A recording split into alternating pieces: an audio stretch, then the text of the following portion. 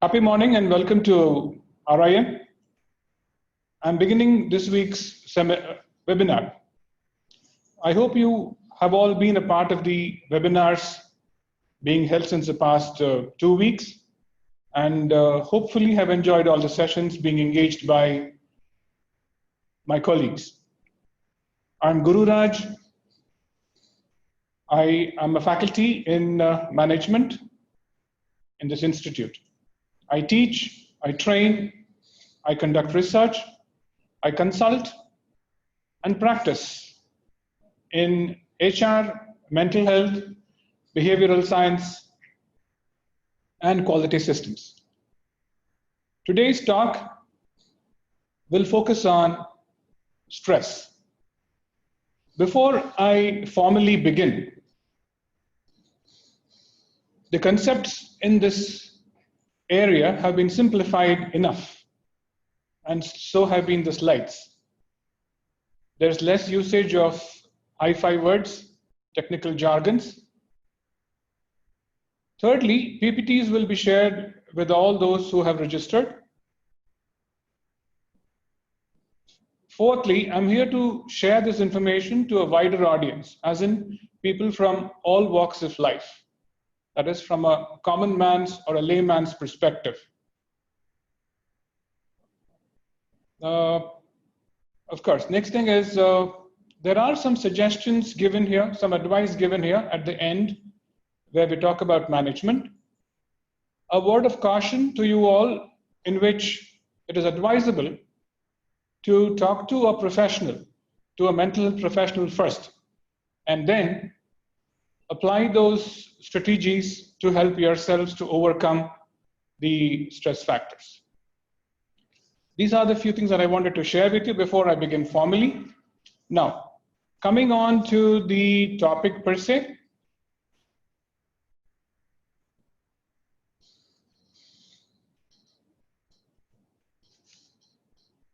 Understanding and managing stress. We need to undo stress, of course, manage mental health and behavior in an era of uncertainty that is prevailing as of today across the world. Right. This slide talks about the issues that are being deliberated. We'll begin with knowing and understanding stress. We'll look at how and why we make ourselves vulnerable, prone to, susceptible to stress and other issues in our lives. We'll look at areas to be looked into so as to get an understanding of who we are, what we are, and how do we assess ourselves. The next thing would be management of stress and factors influencing them. And of course, if at all, if you happen to meet a mental health professional, what sort of an advice would he or she be giving to you would be discussed briefly. And finally, a few words of suggestion from my side. Of course, end with the Q&A. I request all the participants here to hold on to your questions, comments, queries, suggestions, etc. till the time that I complete my presentation. Once I'm done with, you're always welcome to ask me questions online, offline, email, the way that you want to. Right, so this is all about it. Now, I'm going to talk about all these 5 areas. These 5 areas are sequential by nature, as in one leads to another. For example, knowing and understanding stress leads to how and why we do make ourselves vulnerable. In turn leads to areas to be looked into, so on and so forth.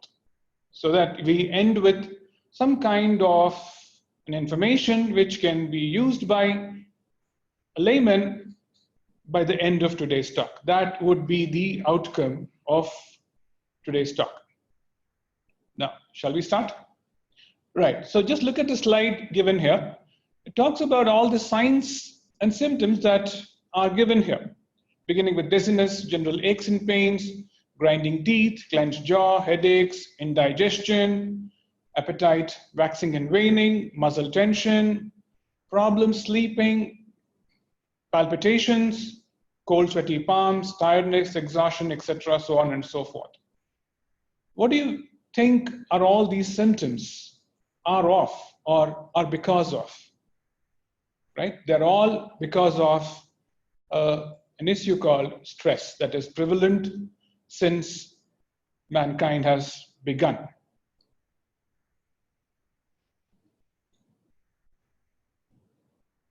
What does stress do? Stress destroys much more than just our physical health. It also destroys us psychologically and eats away into our hope, belief, and faith. Such a nice statement that is. We'll begin with the first aspect of knowing and understanding stress. Right. The word stress stems from the Latin term stringere, meaning to draw tight. Right? That means everything is tensed up, withdrawn, convulsed into. Right? So stress is, by and large, a physical and a mental or an emotional status that is caused to the body or mind. It's an individual's unique reaction to a changed circumstance or a threatening situation. And of course, this situation can be external or internal. The next concept, stressor. What is a stressor? A stressor is the etiological event or etiological cause or the trigger. And the trigger can be an event, can be an experience, can be a stimuli or stimulus, which is there in the environment. Now, a stressor is inherently neutral, as in, you cannot brand the stressor as negative or positive. Only the impact of the stressor can be positive or negative. That's why it is known as inherently neutral. The bottom line in the slide is stress varies from individual to individual based on how the individual perceives the stressor, the situation, and himself or herself. Right, let's now talk about certain facts of stress which have been proved well and beyond as has been depicted in the slide. So if you look at the slide, there are a lot of research works done across lots of areas in which stress stands out as the causal factor. So stress has been the silent killer, as it can cause heart disease, high blood pressure, chest pain, irregular heartbeat, loss of hair, accounts for all problems of infertility among men and women. Stress also causes or worsens acne. Stress can also, make you gain weight. In fact, the accumulation of abdominal fat and enlargement of fat cells are also caused by stress. Further, when we look at all the major 6 causes of death, as in cancer, lung ailments, heart disease, liver cirrhosis, accidents, suicide, and plus other known causes of death, stress is the common factor amongst all of these children, In children, chronic stress has been found to be negatively impact the developmental milestones because of the fact that stress reduces the growth of the production of the growth hormone in the pituitary gland. And of course, going further down, when we have stress brings out certain hormones.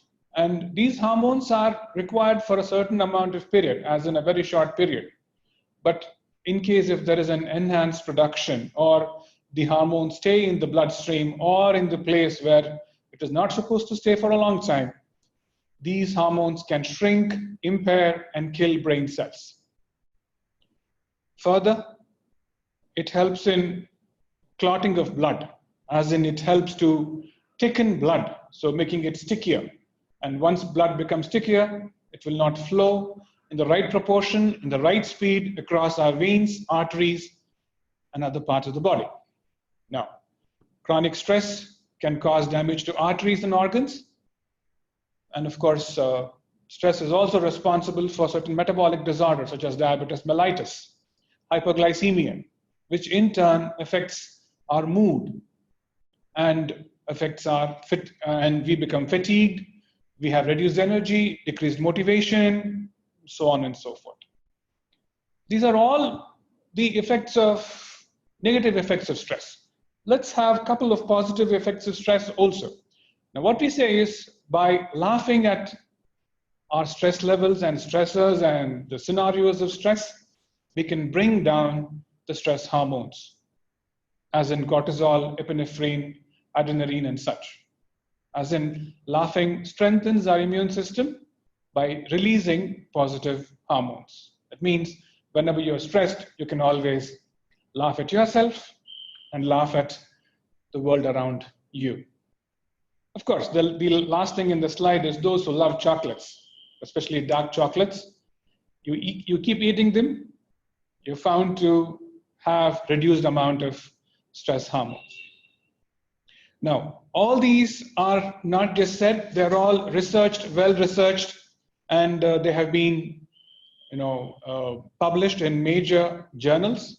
You can always go through them and take your knowledge further.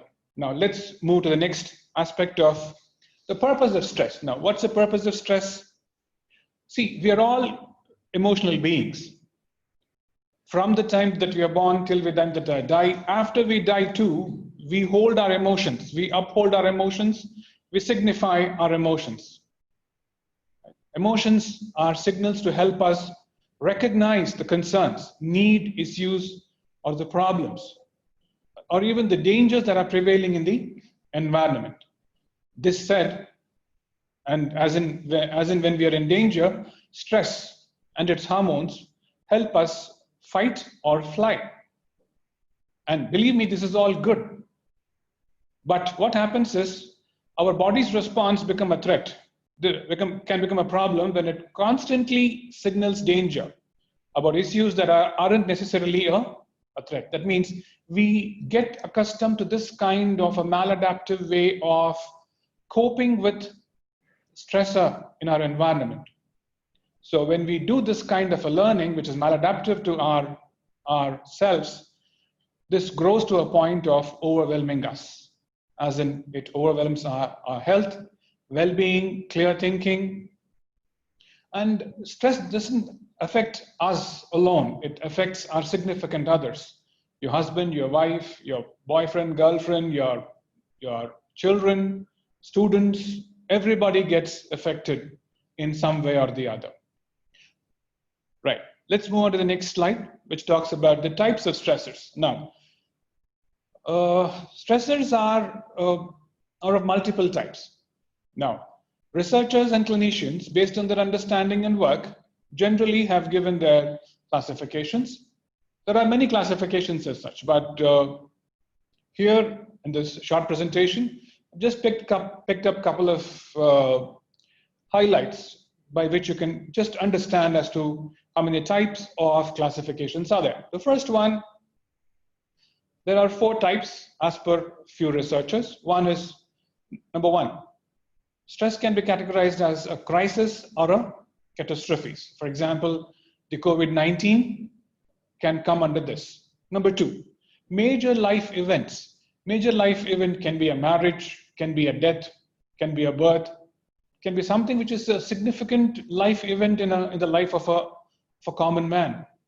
Now, daily hassles or micro stressors.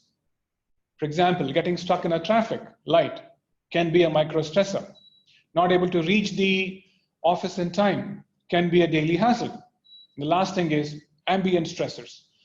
Ambient or ambience, as we call it. Ambience pertains to the environment in which we are. That means ambient stressors are very specific to the environment in which we live and work, right? So these are the 4 categories of stressors as per one of the researchers.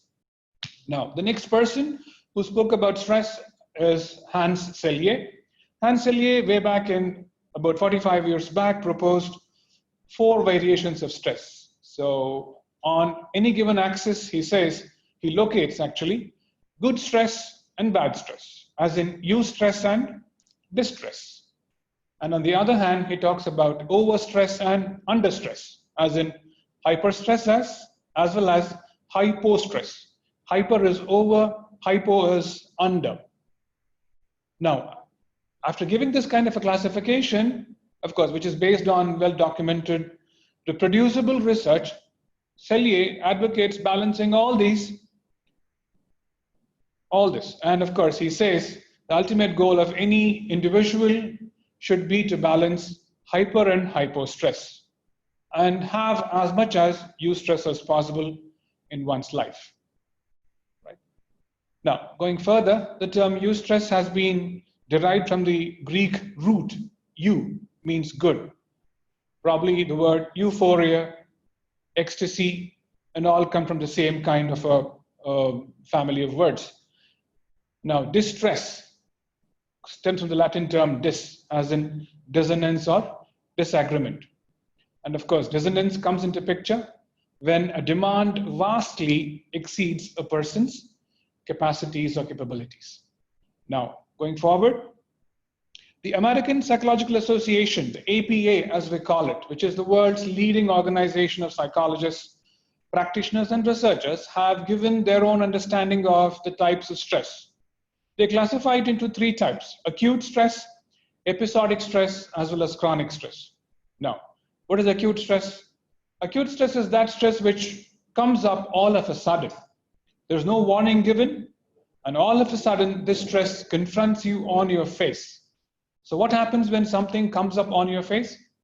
Your body or you respond to the stressor, right? So it triggers a flight or a fight response in you, right? But the important part of acute stress is it isn't always negative. In fact, it could be healthy for you, because as and when you come across these stress once in a while, you would be ready, prepared to face the world. Right? You would be aware of how to go forward, how to move forward, what could be your strategies in the short term, mid-term, long-term kind of an aspect. Now, coming to episodic acute stress. Now, what is episodic acute stress? Acute stress happens frequently. When acute stress happens frequently, as in periodically, then it is called an acute episodic stress. People who are always having a crisis tend to have this kind of a stressful reactions. And such people are often short-tempered, irritable, anxious kind of people. Also, they are worrywarts, as in they keep worrying all the time. No matter what kind of situations they are in, even if it's a happy-go-lucky kind of a situation, they don't settle down. They always are worrying. So they become pessimistic of sorts in life, because they keep seeing only the negative side of life. So in such people's life, generally, they are prone to have episodic acute stress. And of course, the negative side of episodic acute stresses are that they become prone to this, and over a period of time, they'll generally fall prey to lots of psychological or medical disorders. Now, the last one in this order is chronic stress. If acute stress isn't resolved or it lasts for a long time, it becomes chronic, prolonged. And this kind of a stress doesn't just go away. And it can stem from such etiological causes such as poverty, a family which is dysfunctional, an unhappy marriage, a stressful job, so on and so forth. The one important point in chronic stress is it can be detrimental to your life, as in your health. It can contribute significantly to the development of serious diseases or health risk, beginning with heart diseases, cancer, lung disease, accidents, cirrhosis of the liver, suicide, so on. Right, so with this, we come to the end of the first aspect. I just wish to make a comment here. The comment is, when we are born, or before we are born, or when we are conceptualized in our mother's womb, we are destined because of the genetic loading that we have, we are destined to have certain amount of strength in our organs and organelles. Not all organs and organelles are strong enough. Some are strong, some are pretty much strong, some are weak, some are very weak. So what happens is, we don't know when we come out into this world with what kind of strong or weak organs or organelles that we possess. And when we're exposed to such kind of stressors in our lives, the weakest part of it breaks down. So leading or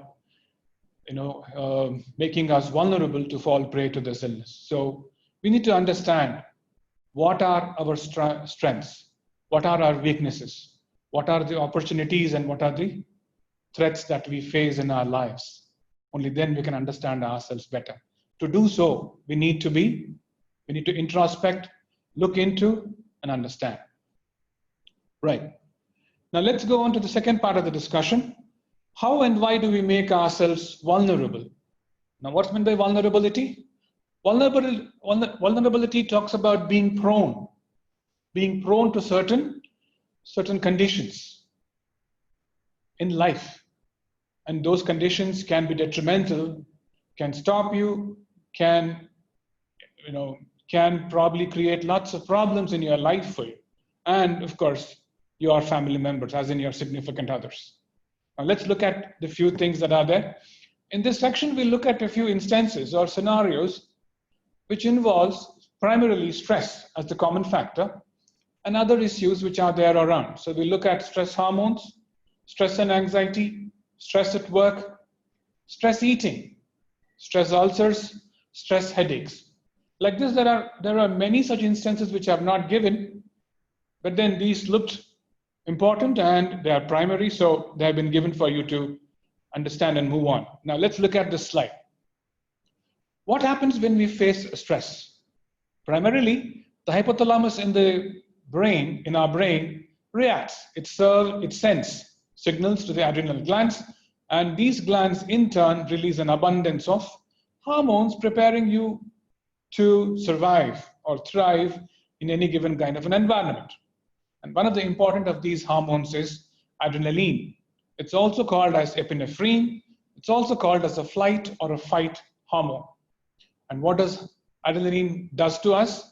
It increases our heartbeat and breathing rate. That means it enlarges our lungs, increases the functioning of the heart. It makes our muscles use glucose, so that glucose gives us instant energy. And of course, it contracts the blood vessels and the rest of the parts of the body. So what happens? All the blood goes to where it is required, the forearms and the upper arms and the legs and the torso. It also stimulates perspiration. It inhibits insulin production. That means it does everything in its capacity so as to help you fight or fly from any given situation, right? Now, all this is done in a very short period of time, and it lasts for a very short period of time because the stress that we undergo is also very short. So what happens is adrenaline is pumped into the bloodstream, everything happens, you get to fly or fight, and then after some time, the levels of this hormone in the blood goes down. This is good, but in the long run, if more of this kind of a hormone is produced in our bloodstream because of the stressful environment that we undergo, so what happens is it damages our blood vessels. We become victims of hypertension, as in blood pressure, or we risk the diseases of the heart and stroke. And of course, we have headaches, anxiety, insomnia, and all that. Now, when we spoke about adrenal glands pumping more of hormones into the blood, what is important is cortisol, because cortisol is what stabilizes the activities in our body and not adrenaline, right? So the stress hormone is cortisol. So let's look at stress and cortisol. What does cortisol do? Cortisol helps in raising the amount of oxygen. One, it helps to use efficiently and effectively the use of glucose. It helps tissue repair.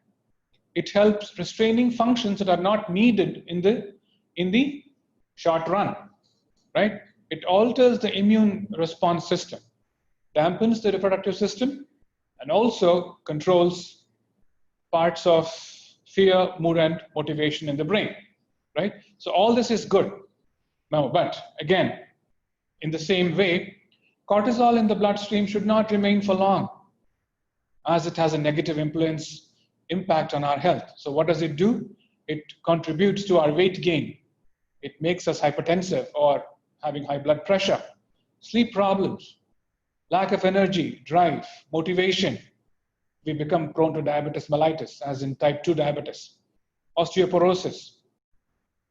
Mind becomes clogged. We have fuzzy thoughts.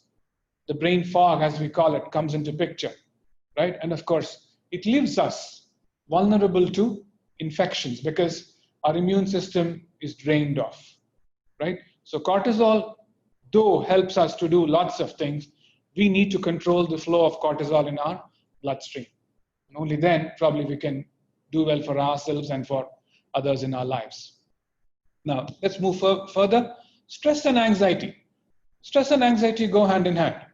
Now, stress comes from the demands placed on your body and brain. One, and of course, anxiety is when you feel high levels of worry, unease, or fear, or some kind of a doom which is about to happen onto you, right? So anxiety can, of course, be an offshoot of episodic or chronic stress. Now, having both anxiety and stress can have severe impact on our health, making us more prone to develop certain conditions, as in given below: blood pressure, heart diseases, panic disorder, depression, and such others. Now let's look at stress and work. Now, work can be a great source of stress for any number of reasons. I've just given a few issues here, which we all probably go through in our lives, plus or minus given. Now let's look at it. You will have such feelings such as lack of power or control over what happens to you, right? You feel you're stuck in a job that you dislike and you see no options of opting out because you are financially, monetarily bound to the job because the job gets you the money. You're being made to do things that you don't think you should be doing. The next thing is experiencing lots of conflicts with another person, or you could in fact experience stress within yourself, as in interpersonal as well as intrapersonal conflicts can come into picture. Or the last thing could be having too much asked of you, as in work is loaded onto you, or your work schedule is so full that you don't have time for yourself, right? So when some things are like this, the best thing that we need to do at this point of time is either quit or fight for more work-life balance that we all need to have. Let's look at stress eating. Also, there is another aspect of this, the other end of the spectrum, as we call it, not eating too. Now, why do people stress eat? Because they don't think when they are forced or when stress comes up on their face. For example, binging in the middle of the night. All of a sudden, your stomach starts growling in the night. What do? You just go to the kitchen, get some things onto your plate and just eat it without even thinking that whether it is required or not required. So what happens then? You generally eat more than you do because you have had 3 meals a day previously. And of course, which will probably help you to put on more calories, one. And of course, when you're eating so, you will not be choosing the healthiest of foods, right? And when you binge eat, what happens is you tend to gain a lot of weight and a host of other problems that brings along with keeping more weight onto yourself. This is on the one hand wherein we eat more. On the other end of the spectrum, we have what is known as people who tend not to eat or starve themselves. And on the other hand, purge whatever has been consumed. It means we have all sorts of extremes here. Because of stress, sometimes we don't eat at all. Sometimes we eat something and then we go on to take it out, vomit it out, purge it out, or tend to eat so much that we put on weight. Now, starving oneself, purging the food that has been consumed, have lots of other diagnoses, as we call it. Bulimia nervosa, anorexia nervosa, and such kind of disorders. And these disorders are predominantly prevalent amongst teenagers and young adults, and more so often seen amongst girls. Now, let's move on to the next one. Stress ulcer. Now, there are lots of types of ulcers. And stomach ulcer is one of the types of ulcers, and it's a kind of a peptic ulcer. And what's a peptic ulcer? Peptic ulcer is a sore on the lining of your stomach that's caused by lots of etiological causes given there. Now, out of those causes, stress can also be one of them. For example, if you don't eat your food on time, what happens is the kind of acid that is generated in the stomach lining eats away the stomach lining itself, thereby causing a sore.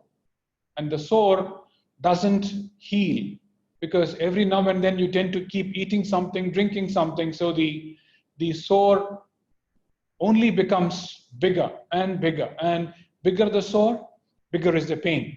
And believe me, the heartburn and the pain of a stomach ulcer can lead to a lot of emotional distress, irritability, depression, and such other symptoms.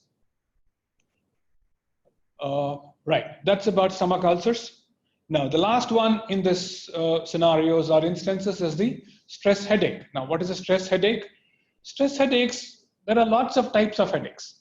There are more than 50 different types of headaches. Here, stress headaches are also known as tension headaches. They are caused due to tensed muscles in the head, face, and the neck. Now, when we have that, what symptoms do we go through? We could probably have a dull head pain. We could have a band of pressure which surrounds your forehead or surround the top of your head, right? Your scalp and your forehead may feel very tender, although it isn't so. And of course, many other things can trigger, as in many offshoots can be seen triggering a tension headache. But those tight muscles could be due to emotional stress or anxiety, right? So given all these scenarios, try to understand, try to come to the fact that stress is prevalent in all the activities of our lives. From eating, from sleeping, from working, from doing any kind of an activity, stress exists within us. It's up to us to understand and work towards resolving, solving, dissolving, and resolving the stress which prevails around us. Only then we could probably succeed or thrive in our lives, right? Now, let's move on to the third aspect. The third aspect of discussion here is about the areas to be looked into, as in to come to some kind of an understanding or a conclusion about what we have across various areas of our lives. So I've just given here certain briefly, albeit, certain areas that we can always look into and understand as to what we might be having, because what we might be having influences the stress levels and in turn impacts us. So let's just look at it. Now, to know and understand any kind of a concept completely, we need to do 3 or 4 things. One, we need to understand it totally and completely. One, we should know the cause and effect of any kind of an issue. And of course, as and when we go through life, we need to fill in gaps or the lacunae that exist in us regarding the knowledge, skill sets, or attitudes. So that's why before you know any kind of a concept, understand that what you don't know, and then begin to fill in the gaps. So what happens to your knowledge? Knowledge becomes total and complete. You know the antecedent behavior, consequent kind of a cycle, which tells you that this is the cause, If this is the cause, this could be the effect. And if this is the effect, this could be the consequence. And of course, when you kind of get to know both these, your gaps and lacunae could be fulfilled, and you tend to become, or you could become an expert in any given area. Similarly here, in this aspect, the major areas of understanding or areas of assessment, as I call it, would be self, as in oneself, family, neighborhood, place of study or place of work, and other miscellaneous aspects. Let's look at briefly from our self, as in from a perspective of oneself. Now, all these things have been given, which involves body and mind. We need to look at inter and intrapersonal aspects of our school, college, or work related issues. We need to look at our performance across teaching learning process, working habits, right? In all the areas given, as in it could be academics, curricula, co-curricular aspects. It could also be looked into what kind of friends and acquaintances that we have. We could look at food and drink, as in from the time that you get up in the morning till you go to bed, how much of food, solid food, semi-solid food, and liquid food is consumed. When do you consume? How many times per day do you consume? What is the quality, quantity? Is it need-based, or you just eat it for the sake of eating, etc., so on and so forth. The kind of exercise that you give for yourself, right, as in physical abilities, endurance, tolerance, balance, flexibility. We also have to introspect into ourselves and understand as to for what purpose am I here in this world, and look in the past, look in the present, look in the future, and understand how effective and how efficacious you have been. That means you have to take time for yourself to understand, right? Also look at likes and dislikes, and look at your dreams. That means what you want to achieve with the rest of your life that you have with you.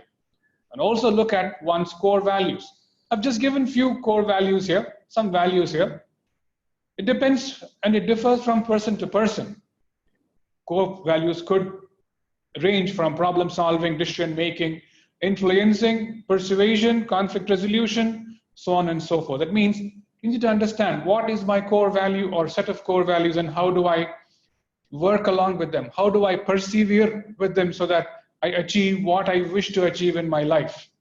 And of course, look at your sleeping patterns, and of course, means of coping. That means these are all the aspects of one's life that we need to look into, because once when you look into all these areas, you can glean lots of inputs which are dysfunctional, which are problematic, which you may not be doing, or which you may be doing, but you may not be doing it right. So keeping in mind all these things, we need to glean the aspects from all these areas and probably make a list. And remember one thing, the last line in the slide, knowledge, attitude, and practice across all these areas have to be understood from your perspective, right? And if they are not all right, from a common sense perspective, we need to work towards changing them. Secondly, look at your family. Now, parents, grandparents, siblings, and relatives.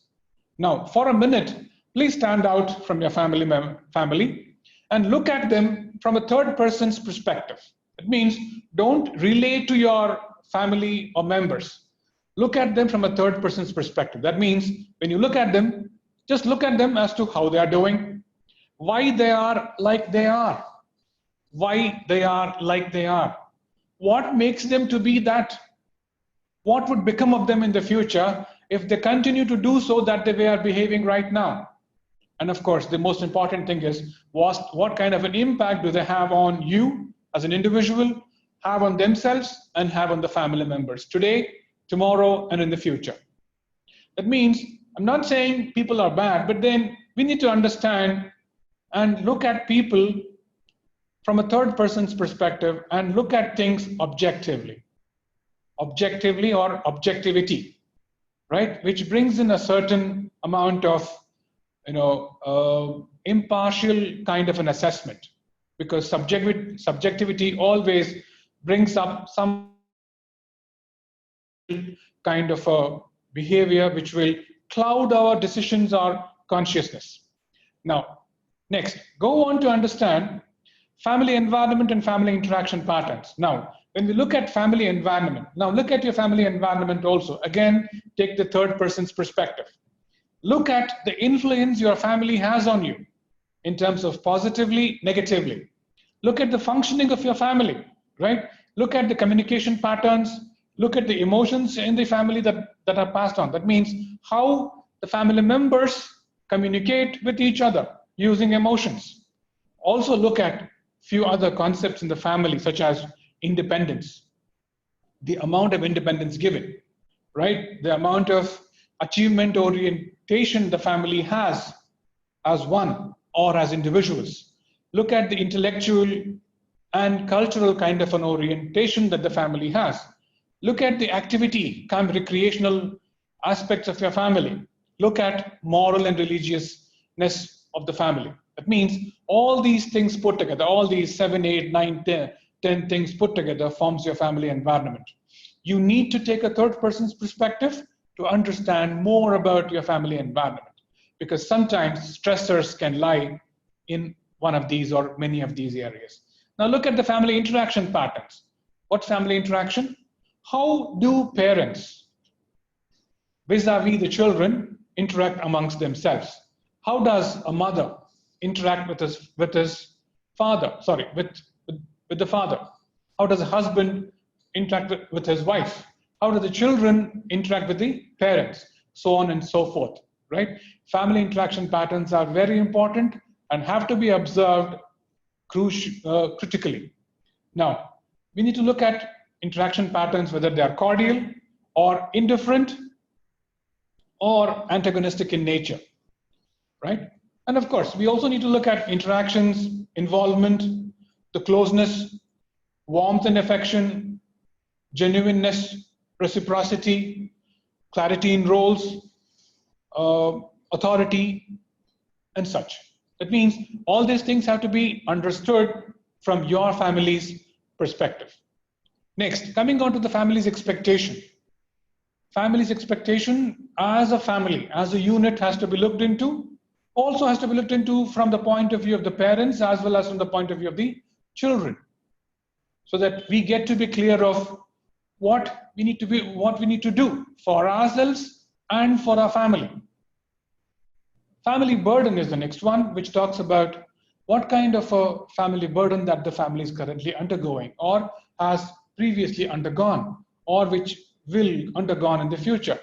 Because there are indicators which, when looked into properly, which will tell us that yes, this family has this kind of a burden.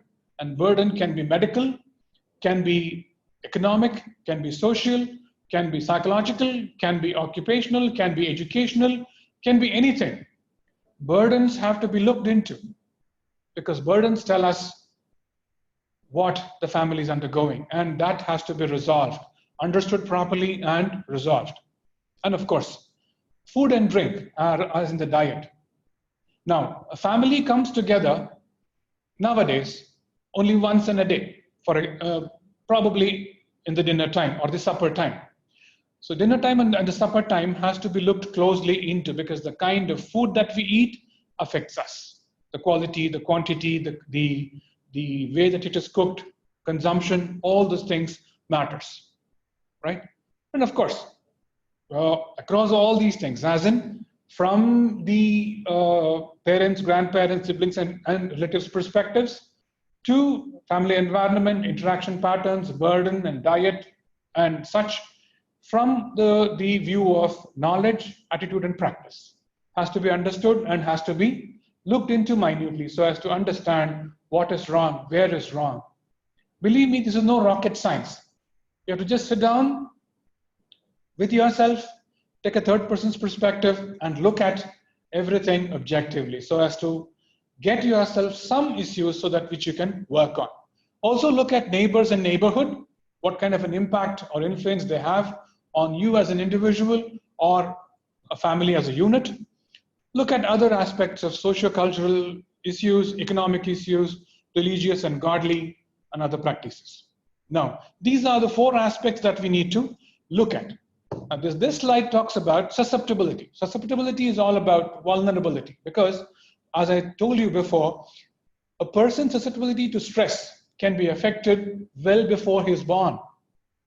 As in, it is genetically loaded. We come genetically loaded.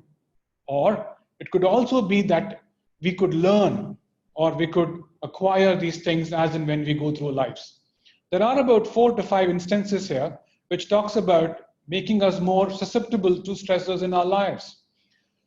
Childhood abuse can be a major cause of stress or distress in the future. 1.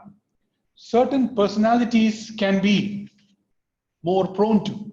Now, personalities can be average, can be reserved, can be a role model, can be self-centered. These are types of personalities. I'll come again. Average, reserved, role model, and self-centered. Now, types could be openness, as in some personalities are open. That means they appreciate variety, they welcome things. Some personality types are consentious in nature. That means everything has to be planned. Everything has to be as per a structure, function, format, without which they cannot work towards. Some personalities are extroverted by nature. They welcome, they are sociable, they are energetic, they drive, they get things done. Some are agreeable. They are kind and sympathetic, whereas there are other personalities too which don't do all these things. That means they are antisocial in their behaviors. Not necessarily so, but their behaviors are. They are good people, but the way they behave, the way their persona makes them behave, we call them or label them as different things. Now, going on to genetics, as I told you earlier, we come genetically loaded with lots of things. And we are determined by our genetic traits. That means we don't have any control over this aspect of our susceptibility. Now, coming on to the next one is immunity abnormality, which again, causes lots of distress, which will weaken our resilience in ourselves. And of course, poor diet, lack of exercise is one, which is our lifestyle. And of course, the stressors in terms of its duration and intensity. So when we look at all these 6 areas, these are the 6 areas which will point out to the fact that yes, tomorrow, if something comes up on our face or which we have to face over a certain period of time, we would be vulnerable to any major kind of a disorder or a disease or a disability or an impairment or a handicap. Now, the last slide in this aspect is, based on all the aspects, get a mismatch or the concerns from each of these 4 areas and the sub areas. 1. Second thing is, don't have to blow it up or downplay it. Just get a realistic view of what is, where is, who is, how is, and so on and so forth. Once you have done the number 1, come to number 2, wherein you need to prioritize what is the first thing that you need to do and what is the last and what comes in between, so that you know what you have to do with what you have with you, right? That means at the end of this 2 steps, you will have with you some kind of a list of things to be done at your own level. Again, there is a word of caution. Please don't do anything by yourself. There are mental health professionals across in any given city. In fact, nowadays in any given major city of India, you have lots of professionals, mental health professionals, medical professionals who know what they are doing. Approach them, talk to them, and then carry on with your intent. Till then, you can plan. Right. Now, the last part of the discussion is management of stress. Now, management of stress as an issue has been discussed from 2 perspectives. One perspective is from a layman's way of looking at things, and the other one is from a therapist or a mental health or a clinical psychologist's perspective or a medical practitioner's perspective. Now, the next couple of slides will just talk about things that you would have done, you would have tried, but then you may not have succeeded. So I'm just going to list you certain things that you can do probably to help you come out, work around, resolve, dissolve the stress that you have in with you, right? Now, few things before we move on to the management per se. The management plans, as we call it, has to be tailor-made to suit the individual. No plan can be spread across to a group of people. Every plan should be tailor-made, should be individualistic in its content, process, functioning, follow-up, closure. Now, the next thing. The stressor in one's life, stressor or stressors in one's life have to be attended to. You have to take the stressor phase on, hands on. You cannot avoid, you cannot sidestep it, right? And stressors can be in any given aspect. It could be at the individual level, it could be at the couple or the marital level, the family level, or the group level, or it could be in any given area, as in psychological, cultural, social, occupational, etc., so on and so forth. That means we should not resist or hesitate to take the decision that, oh, this is because this stressor comes from a marital perspective, or it is localized to a couple, right? So we should not, look into it. No, whatever may be the stressor has to be brought out, laid in front, laid threadbare between the people concerned and addressed, right? The last part of this issue here in management is stressor will not go away. You need to work around it to see that it dissolves, it ebbs, it goes away, right? Now, let's look at few approaches. There are two primary approaches. One is psychological, the other one is physical. Psychological involves leaning on loved ones, as in having a good social support system. A good social support system helps us to have a cushion which helps us to, not hurt ourselves when we fall back, right? So having a good support system, whether it's friends or family or anybody who's there for you to hold on to you when you fall back, when you fall flat on your back or on your face, right? Number one. Number two is we need to look at the stressor, and the environment from different perspectives. So what happens is perspectives, when taken from different stances, will give us different ways of seeing things. And of course, the mindset also has to be looked into.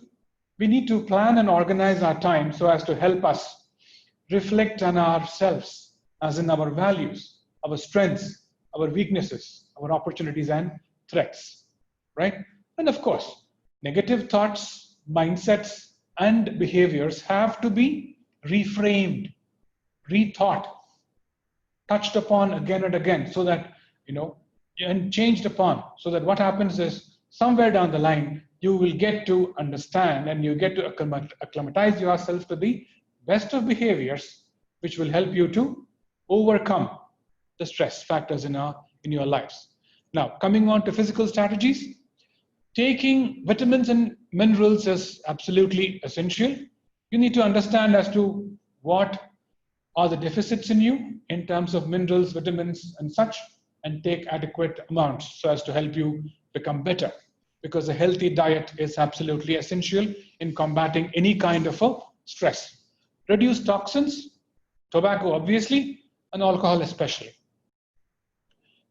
Both these and other substances, as we call it, it could be a substance, it could be a banned substance, it could be a barbiturate, an amphetamine, it could be anything. All these substances, although may give a sense of temporary relief, but they contribute to the stress significantly in the long run, and they have their own impact because these are all foreign bodies which will hasten the process of problem creation and decay and dystrophy and finally death. And of course, take more exercise. More the exercise, the better it is for you, because exercise burns up the adrenaline in us, which helps us to produce better chemicals. And of course, stressed people must take a step back, be detached, and look at outside and always take a third person's perspective of themselves and of their significant others so as to get a better view of life. And of course, controlling things won't work. Adjusting, adapting works. Sharing worries with others works, as in ventilation. Increasing self-awareness of personal moods and swings is always good enough. Exploring and use of methods to relax, yoga, meditation, self-hypnosis, a massage, a breath of fresh air. I would stop here for a minute and talk about self-hypnosis. If you're trained in the art of hypnosis, then you could probably take it on. But if you're not, please don't try things which you don't know, which you're not aware of, which you don't have knowledge about or skills about. Because those are things which even practitioners like us don't pick it up easily and do it for the sake of doing it. No, we think multiple times before we do any kind of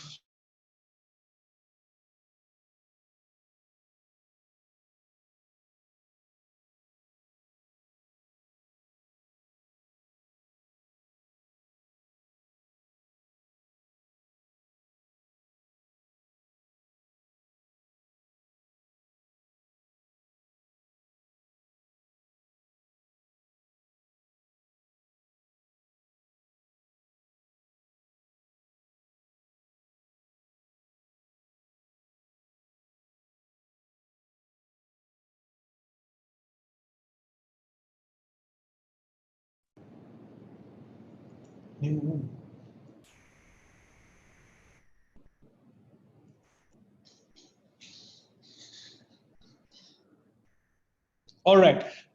I think I've shot up in my time. I'll just take a couple of more minutes and then close the presentation. The last thing in this is whatever may be the stressor, wherever it is, whoever is the point of concern, please talk to the people, right? Put your thoughts across and see that you share your concerns. Work around the stressor, right? The other aspect, as I discussed before, is to seek help from a mental health professional. Please see that you talk to people who are qualified, trained and experienced, who know how to handle people with stress or psychological issues, right? And when you approach these people, they'll talk probably about these following things.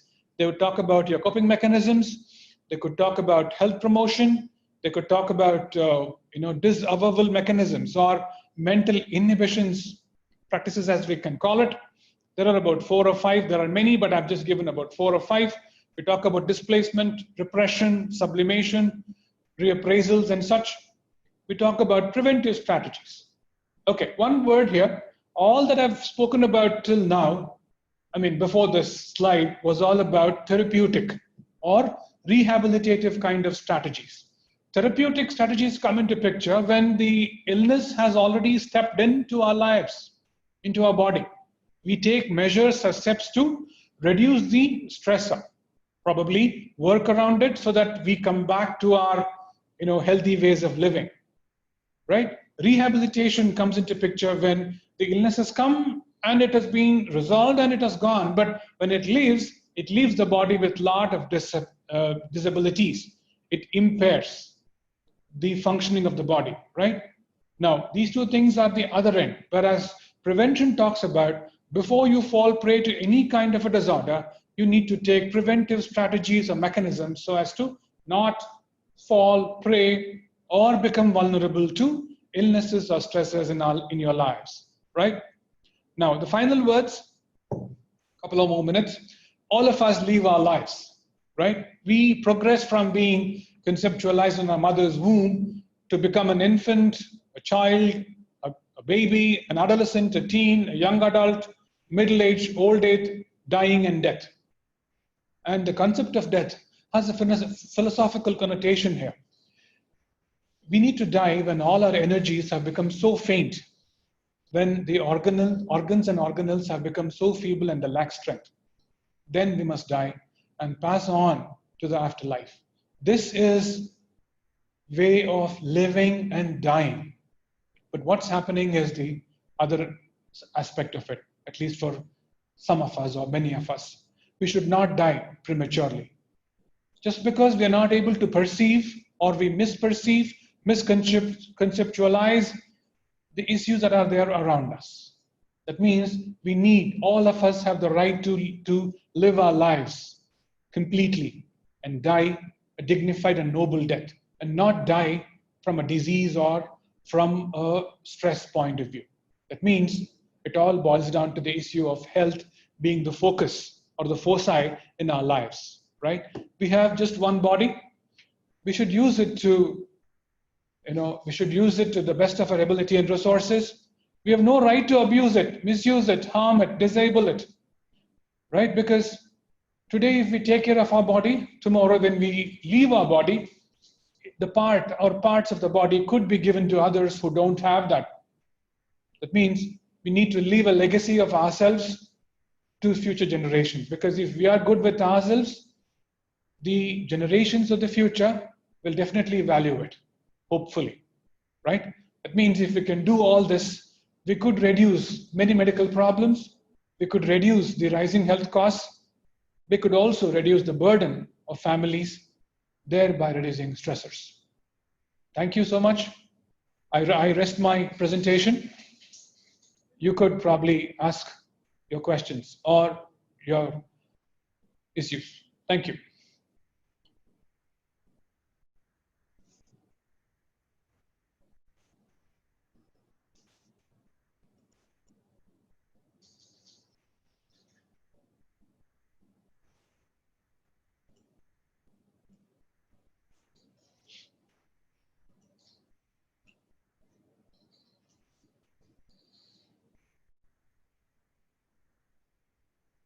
Yes, ma'am. Ambika Patnaik, ma'am, I will surely share the PPTs with all of you, those who have logged in. And in turn, you could share it with others also.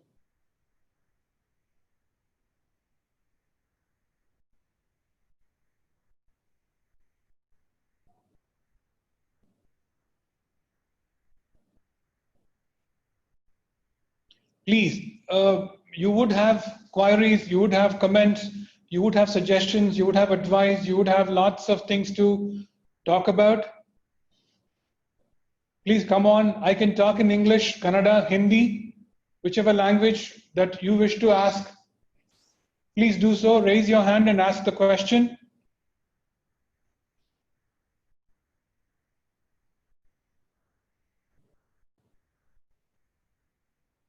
Okay, I have Ajit Kamath. Can meditation kill all sorts of stress mentioned? Sir, it's not about killing the stress, it's about reducing the stress, because stress is an inherent part of life. As I told you earlier, stress has two components. On the one end, you have eustress, which is good stress. And on the other hand, you have distress. So we need to be on closer to the one end of the spectrum, as in have more of eustress. That means stress, as I told you, doesn't have a label. But in case if you want to label it, stress has to be towards eustress. Number one. And number two is, yes, stress can reduce meditation.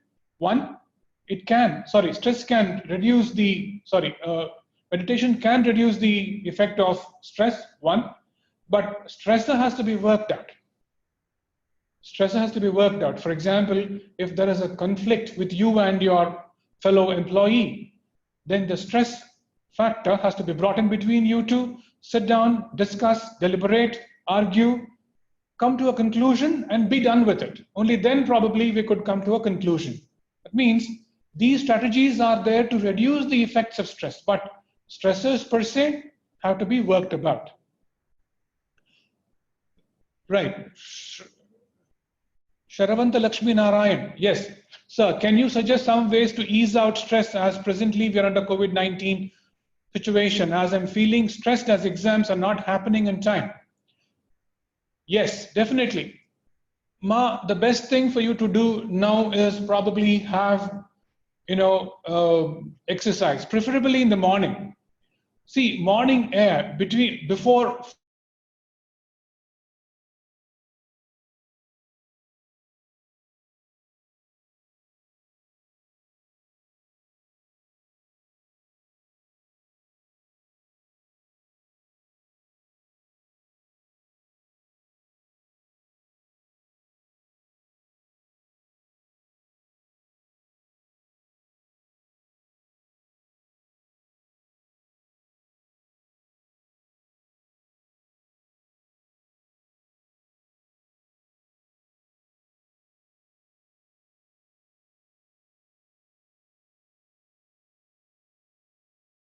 help you reduce your stress.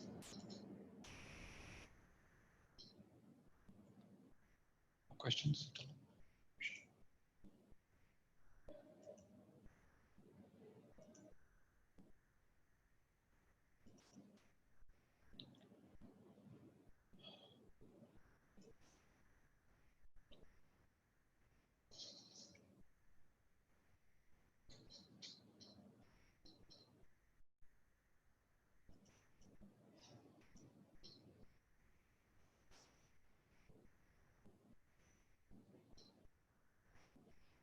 Sorry, sure.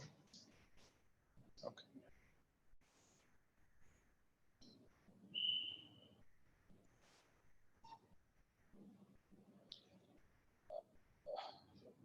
We're having a technical issue. We are just resolving it.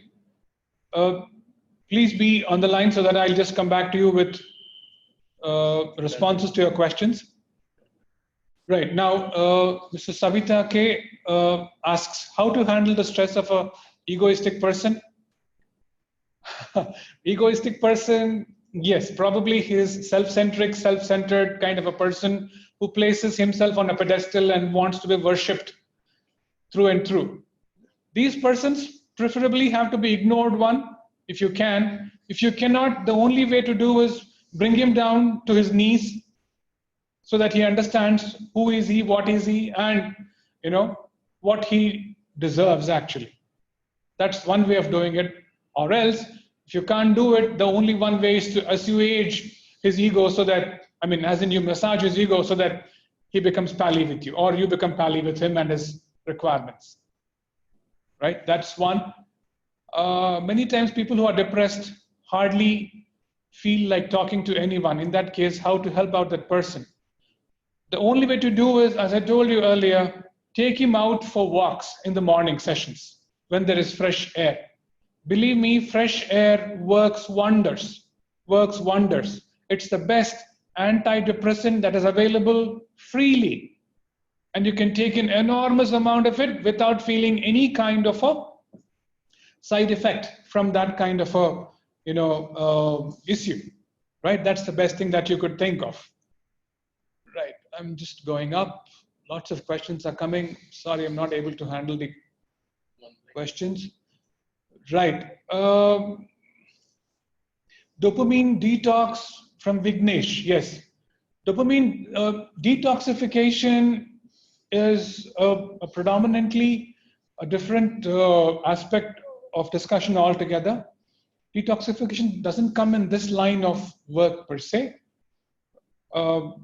Probably it could be reserved for another aspect of discussion where I could discuss with you personally, because we look at detoxification issues who are addicted to substances as in alcohol or substances as in drugs, such kind of things.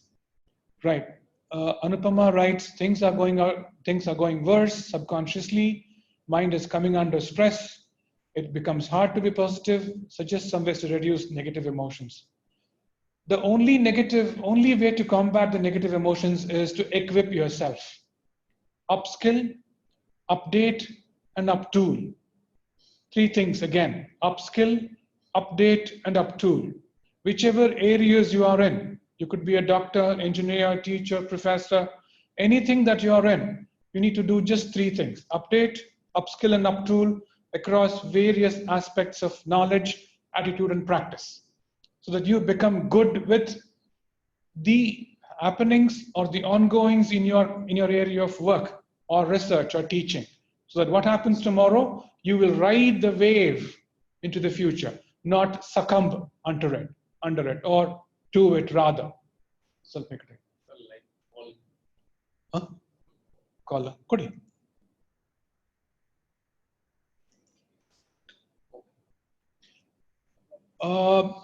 Shweta says, can you please suggest on how to prevent stress in children, especially in age group of 10 to 15? 10 to 15-year-old children are teenagers. Teenagers think differently, work differently, and there is a generation gap which is caused by the advent of industrialization, IT, and other kind of sectors. So this kind of an issue which separates generations, it's difficult for us parents to handle. So the best way to handle such a kind of a thing is to understand what the child wants and what you want, put it on a table, lay it threadbare, and then work out some kind of a mutually acceptable ways of doing any kind of an issue. So what happens is both the parties are at rest. Otherwise, there is no way of understanding what we need to do. So that need to talk to the child, talk to the child constantly, get to know likes and dislikes, wants and needs, drives. That doesn't mean succumb to all the drives. No, debate, discuss, argue, get to the point, and then come to certain conclusions about what you and the child want. That would probably be a better way to look at things. Pallavi G writes, is stress linked to anxiety and panic attacks? Yes, definitely. Stress is the main or the base or the platform on which anxiety and panic attacks are built. So the best way to handle stress and panic attacks is to dissolve the stress, one, and of course, take adequate alternate strategies to handle anxiety and panic altogether. Right, now, who else? Karthik, how can we manage stress in this pandemic situation, balancing both personal and professional challenges? The best way to do is sit across the table with your family, sit across the table with your professionals, get to know what's happening and what might happen in the future, and prepare for it. Preparation, conscientiousness is one of our personality attributes which we need to look into all the time. That means we need to plan ahead, plan for the next hour, plan for the next evening, plan for tomorrow, the day after, whatever. And of course, the second important thing is upskill, update, uptool. That is the only way to ride to the future. There is no other way, right? Professionally. And of course, Achinta Kumar Das says that it's a growing problem. Is there any government regulation regarding stress control in a business concern? So they are opting for psychologists or psychotherapists to come into the industry. I'm not sure how many industries have such a kind of a provision. I mean, this is primarily from the industry's perspective. I'm not sure whether there is a government regulation as such, although we have a Mental Health Act, which has been there in place since the past 30, 35 years or so, which has been recently been amended to give it more teeth. But that's it. I don't think there are any government ordinances or laws which talks about regulation of stress in business concerns. That's the answer for you, sir. Now, as age goes, people think big things. As a person gets age, it is tough to manage stress. Suggest ways to feel stress-free. So feeling stress-free is a misnomer, sir. Feeling stress-free is a misnomer. It is a kind of a situation which is utopian as we call it, not Ethiopian, utopian by nature. Stress is an inherent part of our lives. We need to work along with it. And we need to feel the best of the stress, not the bad or the worst of the stressors. So to keep it in bay, to keep it within our grasp, we need to do all that to keep ourselves healthy and feel good about ourselves. Stress is man-made situation which leads to create stressors, and stress creators' mindset cannot be changed. Yes, sir, it is man-made. It is man-made, definitely, and of course, but it lies in our hands to take care of stressors. It lies in our own sweet hands and our minds. That means it's a matter of heart, hands, and minds. We need to use all the three to reduce stressors in our lives. Right. So insecurity, the feeling of insecurity has only one answer. You need to update, upskill, and uptool. The knowledge that comes in with updating, the skill that comes with uptooling helps you to become Better. Hello, sir. Yes, madam. Good afternoon, sir. It was a nice session. I would like to ask, we have seen quite few cases in this lockdown. Yesterday, one of the Bollywood actors have done a suicide because of mental stress. What Yes. is the best advice that you would like to give to an introvert? Because if a person is extrovert, he would like to go and share his problems with someone. But introvert behavior, they don't open up easily. So before taking their actions, what is the best advice you can give to people who are undergoing stress and wouldn't like to share self um, self precaution to take such a big action? Madam, the first thing that I would suggest to a person who's an introvert is keep a diary. A diary. Make journal entries in a diary daily on a fixed time of the day. Sit down, preferably at the end of the day. Sit down with yourself. See that you make a note of your thoughts, your feelings and emotions which you have gone through the day. Number one. Number two is once you've made a list, end of the week, go through the emotions, especially the significant ones, which have made you feel bad about yourself.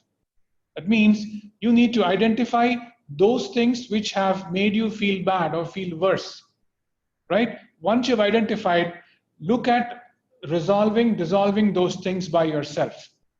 In case Uh, people sorry to interrupt, but do you mean to say when a person writes down his feelings, he tries to understand himself more better and try to change the that factor which is hurting him a lot? Yes, that is one of the ways of doing it. Although there are many other ways, this is one of the easiest of ways. A diary helps us or helps us, helps the person to know, to understand, because human memory is fallible. Very true, sir. Very true. Shortcomings exist. So what happens to us is what happened about 3 days back, even a week's back, we may not remember quite clearly. A journal entry leads us, gives us the headway, helps Yes, us sir. recollect and recover what has happened. And once when we know that yes, we have gone through these kind of emotions or feelings or thoughts or such kind of things, it is easy to help us to identify and work around it. And of course, Uh, your points contradicts the statement for many of the people who have so-called commented on the social web saying that the person should have seeked for help. But I believe even if they seek for help and talk to others, it's the inner fight which a person requires to do for himself or for herself. definitely, ma'am. I do agree with you. Yeah, But because unless you don't fight for yourself, I don't think others would understand until they're in your shoes. definitely. And believe me, ma'am, suicide is not the answer. It's not the end all be all for anything, any of the ills of the society. No. Yes, sir, I truly agree. We have I to truly fight agree because good. We have the right to live and live long. yes, Yes. because I see yesterday the social medias were quite disturbing with the news of Sushant Singh Rajput's suicide, Yes. and few people were also very inhuman to the person who has died, telling that he had commented in one movie that suicide is not the situation. But what I believe is even though he had someone to speak to, there was one situation where he lost his confidence within himself to fight, to stand back in this life and face the consequences. Correct, ma'am. I do agree. I'll just bring in an issue here. It's a statistical reference to suicides. Men don't think much of suicides, Yes, sir. but women do think a lot about suicides. They think a Yes, lot I about think, suicide. and I think that's a myth because I'll, I'll, I mean, I'll just not continue. I'll just continue. On the other hand, men are successful when they attempt a suicide, but women don't succeed much. true, This, sir. this is True. a statistically proven kind of a number. That means men don't try much, but when they do, they succeed. But women think a lot, but even when they try, they don't succeed. That means women tend to prolong having the stress with them for a long time. Yes, Maybe sir. they're biologically designed to do so. Maybe they feel more responsible. They feel They are mothers or wives, or such. They have a lot of roles that they need to play. So what happens is they tend to hold themselves back. Yes, But sir. men, on the other hand, when they decide to do and when they take an act or when they commit, they succeed in their actions. Maybe this is because the society believes the man is the person who sets an example for the woman to lead. Is it because of this? Not in this kind of an area, ma'am. It would No, probably. because no, because they think if the man fails, no, what I understand is, I think if the man fails, he tends to end his life rather than justifying his actions or feeling guilty about it, rather than live with the guilt. Maybe, yes, probably. Maybe that is one of the factors that we tend to ignore or don't feel like understanding from the man's perspective. Yes, probably. Like you said, women are more theoretical and practical thinking to suicide because they feel they are more responsible in different responsibilities that they endure as a mother, as a daughter, as a sister. And a man also has equal responsibilities, but maybe the point which I said, it's one of the huge factors that a man tends to end his life. Right. Anyways, thank you, sir. Thank you for the wonderful session. And Thank you I for your. think it correlates with the topics that's recently going on the news also nowadays. Thank you.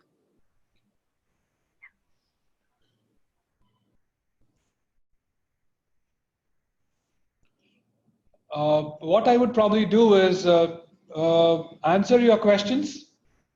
As all of you have your email IDs here, I mean, mentioned here, what I would probably do is take up these issues one by one and give you some answers, or those answers which I would probably feel would be adequate to your questions. I would end my session here. You could write to me, discuss with me, share your concerns with me. I'm a qualified psychotherapist by profession. So please write to me, discuss and share your concerns with me. If I can be of help to you, I'll take it forward. Thank you so much for your time and patience. Thank you and God bless.